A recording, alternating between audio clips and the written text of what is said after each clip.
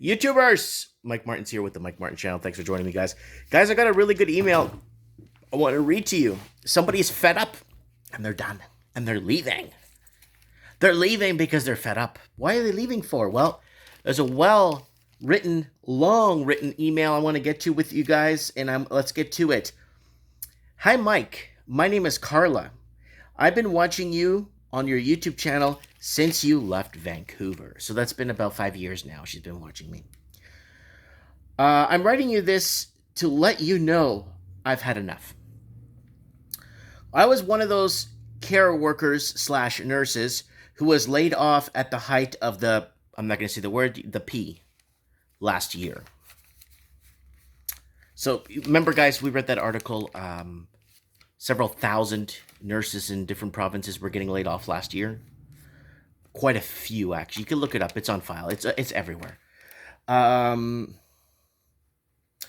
firm in Manitoba wants to hire me, but I need to get the prick, if you know what that means. We got to speak in code. You know what I'm saying? So I passed. So she passed. I'm like, you know what? I'll pass on this. I put my house on the market, and my husband gave his notice, who is a school teacher. We are moving to Ecuador, 22 to 25 minutes outside of Quito. So if you've been to Ecuador, you'll know where Quito is. It's the capital. And 25 minutes outside is a nice little country area. And the further you go, you start hitting a bit of mountainous slash plain. It's kind of a mix, Ecuador. It's nice, though. It's a very nice mix. You get a little bit of everything. And you get a lot of ocean, too, depending what part you're in. I've been in Canada since '89. And yes, things started to go downhill in 1993. See, she puts that in there. Do you know why? Because I've been talking about how things in Canada have been going downhill since 1993. What does 1993 mean? Well, that's the year that Canada basically said no to European immigration. They said no more Europeans, no more. If you want to come in, it's ask anyone that's come in from Europe after 93 how much of a problem it is to get into the country. I have a place in Ecuador. The food is way better, the weather, and the people. This whole possession life, the life of possessions lifestyle wears off quickly. So having stuff wears off. You know, being, I guess, surrounded by stuff makes you happy for so long, then it wears off. Canada has turned cold, isolated, and depressing.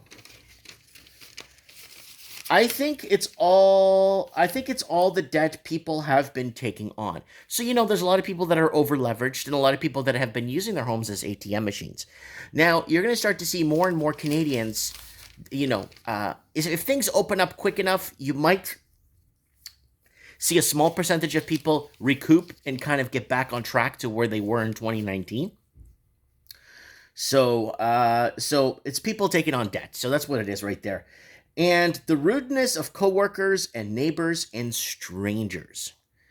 I feel that, like when I'm driving, when I'm buying groceries, everybody has this guard up. Everybody is, I remember when younger, you'd say, "Hey, how's it going?" And people would like, "Good, how are you?" And blah blah blah. Right? They don't even know you, but now you say, "Hey, how's it going?" People look at you and say, "What do you want?" So it's like you gotta. It's weird.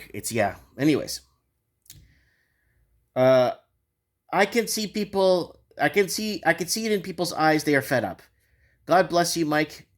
I love you. Keep up the good work. So there's from Carla right there. So there it is right there. She's going to Ecuador, and Ecuador. I was gonna go to Ecuador like when I was 23, but then I stuck to Mexico more, and then after that came back to Canada for a bit. Then went to Florida, but yeah. I saw where things were heading in Canada too. I saw the whole thing. I tried so hard. I applied for American citizenship, did everything by the book, got a company to sponsor me. I even ran an ad in the United States for 6 months. I had to run an ad by law from immigration law that I'm not stealing an American's job. I'm doing everything by the book. I did everything. I went to the interview and they're saying, "We're not taking your kind now." So that's that, and that's Americans protecting their borders, right? And the same thing with Canada. You know, they deported tons of European families, and that's Canadians protecting their sovereignty, right? Tons of Europeans. It's not just the Portuguese, like I keep saying. It's actually Polish, Hungarian families. I didn't know Spain. I didn't know it was just. I thought they were just targeting the Portuguese. In 2006, 2005, 6, 7, and 8, 9. I thought it was just the Portuguese they were targeting. But apparently, I've been flooded with emails and people saying, no, no, no, no, Hungarians got deported. Polish people got deported. Just tons of people getting deported back to Europe. So, and it's still happening today. So, that's that. People are fed up. Like, and people are starting to see the writing on the wall. But here's the problem. It's very hard because Canadians such a welcoming country. Canada's such a welcoming country to the countries it wants to bring in and even fly in people, right? To come in here. When my dad immigrated here, when we immigrated here, he had to pay off his tickets to his family, that they lent him the money to buy the tickets to come here. My dad had to make sure he had a company that was going to hire him, so he worked for a nursery in landscaping in Oakville, Ontario, when he arrived to Canada. Like he was, I think it was like a 60 cents an hour he was making, and he worked really hard. You know what I'm saying? He really put his time and effort into raising his family and taking care of his family and paying off his house and everything. You know what I'm saying? And this is the situation we're right now. Where do we go now? Right? Where do Canadians go? Luckily, I have dual citizenship, so I don't care, right? I applied for dual citizenship for my children for Portugal online for now, and then we're going to go to a consulate and get everything done. It doesn't take long to do, right? So it's important, right? My wife's from the Philippines. She's an immigrant too. And so it's trying to find a fit. We're building our home in the Philippines, so we're going to see. Watch my series, guys, Building a Home in the Philippines for $6,000. Poured concrete and rebarb. When I tell somebody here in Canada, I'm building a house in the Philippines for $6,000, they look at me and say, yeah, it must be a junk house. No. Poured concrete and rebarb. That's how they build stadiums, in concrete floors and a metal roof. Yeah. And a full drainage system and septic and everything.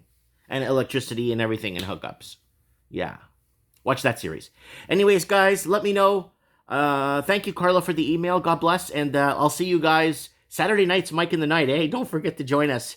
Shout outs to King Cash YouTube for sharing our live stream the other day and getting more people on the live stream. Thanks for watching. We'll see each other soon. God bless.